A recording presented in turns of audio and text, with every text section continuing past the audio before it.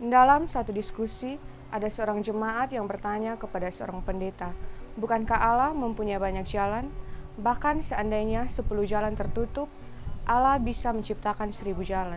Tapi mengapa dalam keselamatan Allah cuma memberikan satu jalan?" Saudara yang terkasih dalam Kristus Yesus, perlu kita ketahui bahwa dalam urusan lain, dalam urusan menyelesaikan masalah hidup kita, masalah problem kita, Allah mempunyai banyak jalan. Dan dalam keselamatan, Allah cuma memberikan satu jalan. Dan satu jalan itu yang diberikan kepada kita. Tapi mengapa hanya satu jalan? Nah, dalam video ini, saya mengajak kita semua untuk sama-sama belajar dan mengerti apa yang selama ini kita percaya. Semua manusia berada dalam kuasa dosa. Jadi kita bukan cuma berdosa, tapi berada di bawah kuasa dosa. Maka dosa itu merupakan suatu kuasa yang mengikat manusia. Dosa ini bukan sekedar suatu keadaan, tapi merupakan suatu kuasa. Mari kita melihat bagaimana kitab suci menggambarkan itu. Dalam Roma 5 ayat 18, sebab itu oleh satu pelanggaran semua orang beroleh penghukuman. Yang melakukan satu pelanggaran ini adalah Adam. Jadi karena Adam melanggar, semua orang memperoleh penghukuman. Satu orang tidak taat, semua jadi berdosa. Jadi karena Adam berdosa, semua kita berdosa. Tetapi jika kita melihat sekilas, rasanya ini tidak adil. Tapi mustahil Allah berlaku tidak adil. Untuk mengerti, ini pertama-tama harus kita ketahui bahwa Adam itu nenek moyang kita. Maka dia dianggap menjadi perwakilan kita. Maka jika Adam melanggar, semua kita mendapat hukuman. Adam berdosa, kita pun juga ikut berdosa. Karena apa, saudara? Karena dia wakil kita. Nah, contohnya dalam pertandingan sepak bola, ada 11 pemain yang bermain dalam pertandingan itu. Nah, pada tanggal 28 Mei kemarin dalam Liga Champions, di mana Real Madrid melawan Liverpool. Nah, selama berlangsungnya pertandingan, tiba-tiba dalam menit kesekian seorang pemain bernama Vinicius Jr. mencetak gol sehingga di situ membuat heboh seluruh tim. Tapi kalau saudara perhatikan, ternyata yang ikut bahagia bukan hanya kesebelasan pemain itu saja, melainkan penonton yang merupakan fans dari Real Madrid juga ikut bersorak dalam kemenangan itu. Padahal mereka tidak termasuk dalam tim dan tidak ikut bermain. Kenapa begitu, saudara? Karena sekalipun mereka tidak ikut bermain, tapi mereka mempunyai perwakilan, yaitu kesebelasan pemain yang menjadi perwakilan mereka. Jadi jika 11 orang itu menang, seluruh mereka juga ikut menang. Jika 11 orang itu kalah, seluruh mereka juga ikut kalah. Nah, Adam itu perwakilan kita. Adam menang, seluruh manusia menang. Adam kalah, kita juga kalah. Karena itu Adam yang tidak taat, semua dianggap berdosa. Adam yang melanggar, semua turut mendapatkan penghukuman di dalam api neraka. Setelah manusia berada dalam kuasa dosa, manusia tidak dapat diselamatkan dengan cara apapun. Banyak orang berpikir atau seluruh agama berpikir bahwa mereka dapat diselamatkan dengan cara berbuat baik dan amal saleh mereka dapat membawa mereka untuk diselamatkan. Namun dengar baik-baik, hanya Kristen yang membuang perbuatan baik dalam urusan keselamatan. Kekristenan mengajarkan bahwa tidak bisa selamat dengan perbuatan baik. Galatia 2 ayat 16 mengatakan bahwa kamu tahu bahwa tidak seorang pun dibenarkan karena melakukan hukum Taurat. Dan kalau kita meminta Tuhan untuk menilai perbuatan baik kita, maka Tuhan akan menilai dengan Yesaya 64 ayatnya yang ke-6 yang mengatakan, demikianlah kami sekalian seperti seorang najis dan segala kesalehan kami seperti kain kotor. Coba teman-teman perhatikan, yang disebut kain kotor bukanlah dosa, tapi kesalehan, yaitu perbuatan baik. Dan kesalehan di sini bukanlah kesalehan sebagian, namun segala kesalehan. Kain kotor yang dimaksud di sini bukan juga merupakan kain pel, namun kain pembalut wanita pada zaman itu. Maka mustahil untuk manusia dapat diselamatkan dengan perbuatan baik. Seorang teolog Kristen bernama George Sidney mengatakan, kamu bisa mencoba menyeberangi lautan Atlantis hanya dengan sebuah perahu kertas. Itu sama seperti kamu ingin pergi ke surga hanya dengan perbuatanmu sendiri. Jadi coba saudara pikirkan, apakah saudara mampu menyeberangi lautan Atlantis hanya dengan perahu kertas? Tentu tidak. Hal itu sangat mustahil untuk dilakukan. Jadi, perbuatan baik tidak bisa meloloskan saudara dari hukuman Allah. Ada lagi orang yang berpikir, jika kamu bertobat, maka kamu akan bebas dari hukuman Allah. Jika pertobatan yang dimaksud adalah berhenti berbuat dosa, saya yang tadinya berzina tidak berzina lagi, saya yang tadinya mencuri tidak mencuri lagi, saya yang tadinya korupsi tidak korupsi lagi, dan lain sebagainya. Jika pertobatan seperti itu yang dimaksud, maka dengarkan baik-baik. Bertobat seperti itu pun tak bisa menyelamatkan saudara dari hukuman Allah. Mengapa?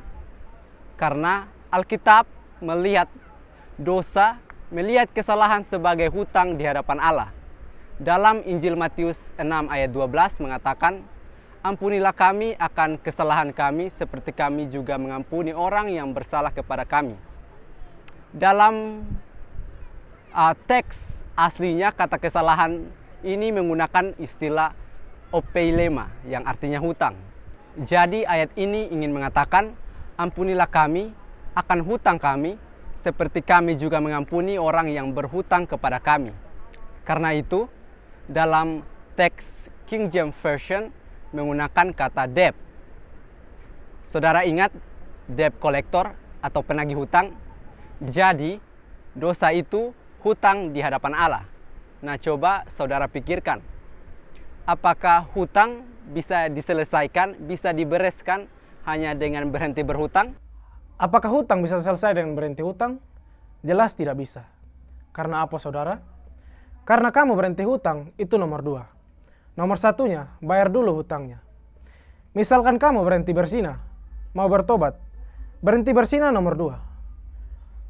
Pertama-tama, dosa berzina itu harus dibayar dulu. Koruptor berhenti korupsi, itu nomor 2. Nomor satunya, bayar dulu dosa korupsi itu. Makanya dalam Mazmur 65 ayat yang keempat mengatakan, pelanggaran-pelanggaran kami melebihi kekuatan kami.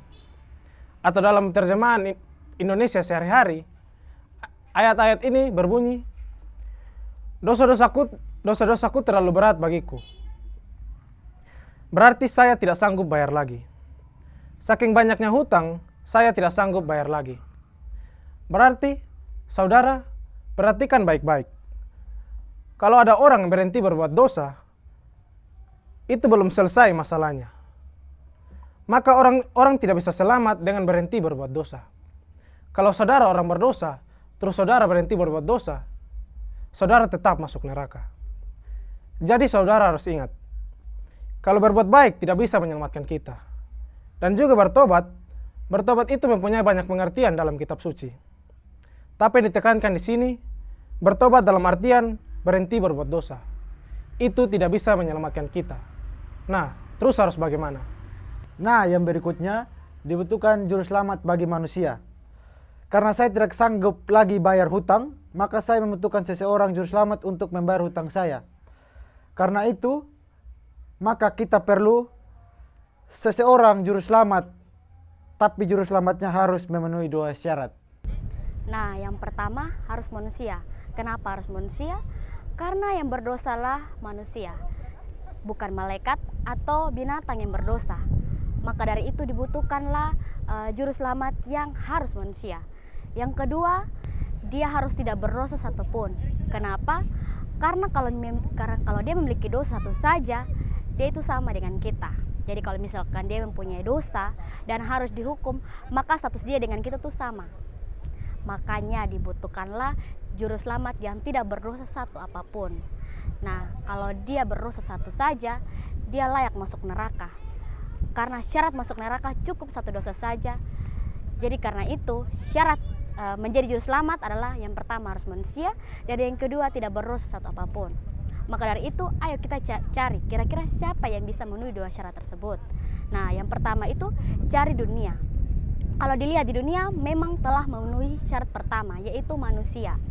Bahkan banyak sekali manusia di dunia, tapi dunia gagal dalam memenuhi syarat kedua, yaitu tidak berdosa satupun. Karena semua manusia itu telah berdosa dan telah kehilangan kemuliaan Allah. Nah, yang kedua itu cari di surga. Surga telah memenuhi syarat yang kedua, yaitu tidak berdosa.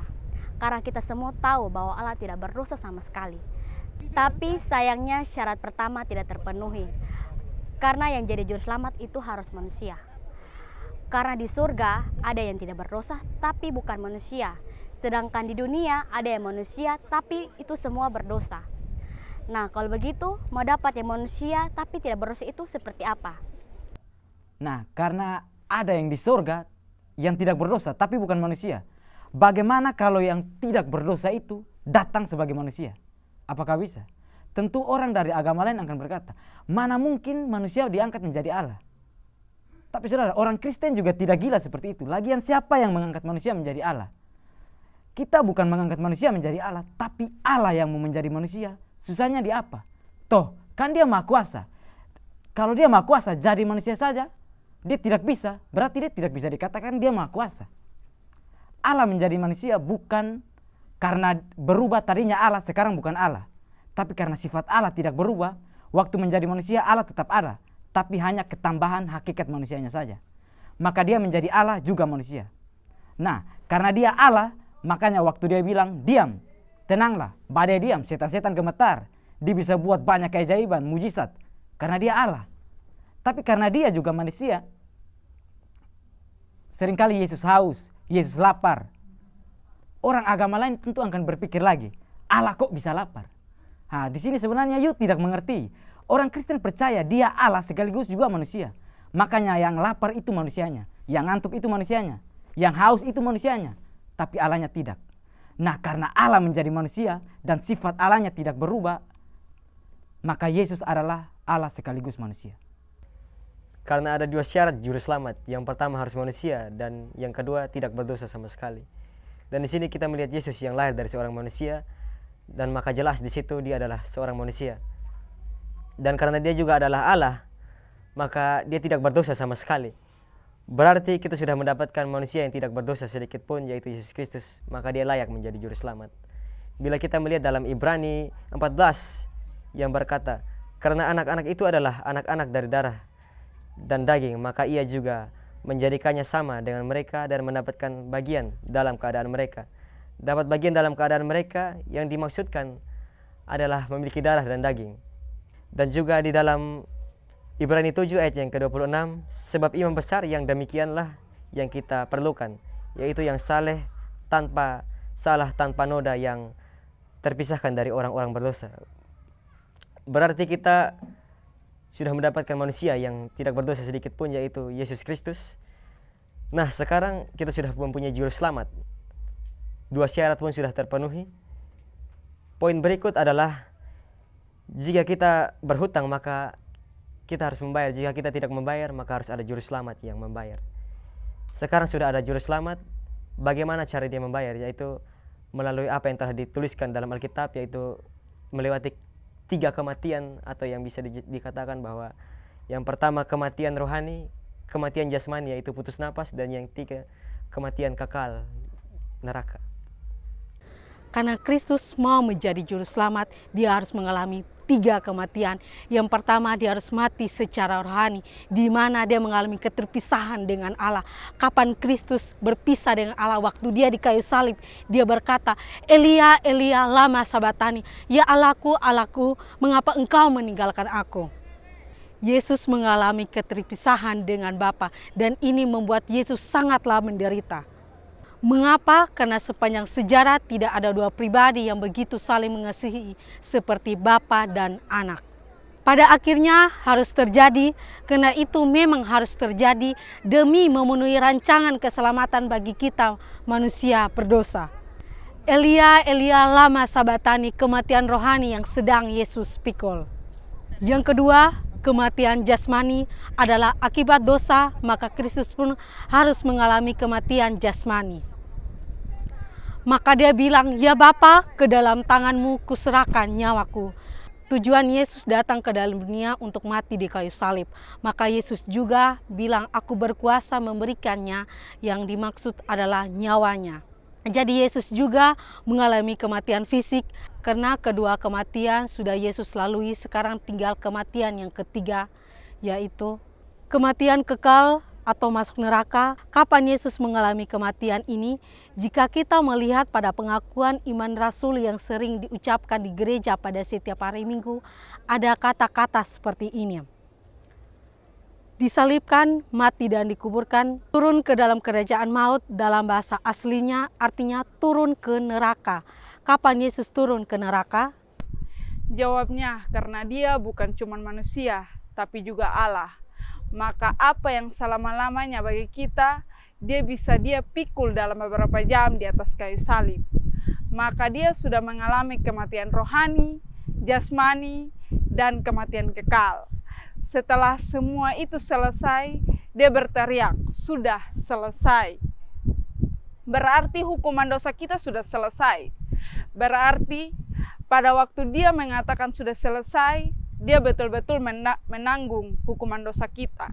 Makanya Yesaya 53 ayat 4 mengatakan, tetapi sesungguhnya penyakit kita yang ditanggungnya dan kesengsaraan yang dipikulnya, padahal kita mengira dia karena tulah dipikul dan ditindas Allah, tetapi dia berteriak oleh karena pemberontakan kita, dia diremukan oleh karena kejahatan kita.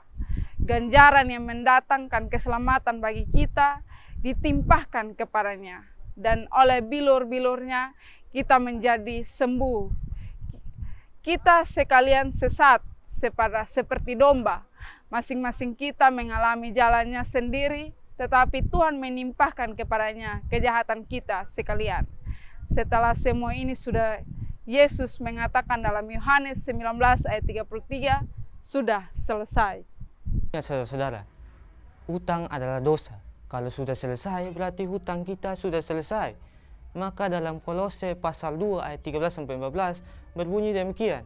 Dia sudah mengampuni segala pelanggaran kita dengan menebus surat hutang yang oleh karena ketentuan-ketentuan hukum mendakwa dan mengancam kita, dan itu ditiadakannya dan memakukannya di kayu salib.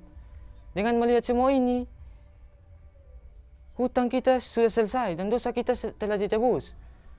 Poin berikut, keselamatan manusia bergantung pada Yesus Kristus sebagai satu-satunya juru selamat. Tidak pernah ada sepanjang sejarah manusia yang model kayak Yesus. Cuman satu. Kalau begitu, juru selamat pun hanya satu. Kalau keselamatan hanya satu, maka keselamatan itu bergantung pada kepercayaan penuh kepada Yesus Kristus. Dalam urusan keselamatan, kita tidak perlu yang namanya perbuatan baik, tetapi dalam urusan-urusan lain seperti memuliakan Allah, untuk membuktikan iman percaya kita, kita perlu yang namanya berbuat baik. Itulah yang diangkat menjadi semboyan reformasi kita, selamat karena iman, sola fide. Oleh karena itu, marilah kita menghampiri tahta kasih kemuliaan Tuhan yang merupakan satu-satunya juru selamat kita. Dan ketika kita selamat, marilah kita memuliakan Allah dengan segala perbuatan kita. Nah, kalau begitu kita sampai kepada dua pertanyaan. Mengapa harus Yesus yang menjadi satu-satunya juru selamat? Yang pertama, karena hanya dialah yang mampu atau yang tepat menjadi seorang juru selamat. Dan yang kedua, karena hanya dialah yang mampu membayar segala hutang dosa kita. Jadi, tunggu apa lagi? Marilah kita bergegas menghampiri tahta kasih kemuliaan Tuhan, karena hanya dialah yang mampu menjadi juru selamat kita, sang penyelamat orang berdosa. Bapak Pendeta Ezra Alfred Soro pernah berkata bahwa ketika kita betul-betul percaya kepada Yesus Kristus, maka kita tidak usah takut mati. Mati di mana saja, mati kapan saja, dan bahkan mati dengan cara apa saja, kita akan tetap selamat, kita akan tetap masuk dalam kerajaan sorga. Oleh karena itu, biarlah pengajaran pada sore hari ini membantu kita lebih memahami konsep keselamatan yang sudah Tuhan berikan kepada kita. Dan marilah kita menghampiri tahta kasih karunia Tuhan yang telah Tuhan sediakan lewat Yesus Kristus bagi kita anak-anaknya sore hari ini. Shalom.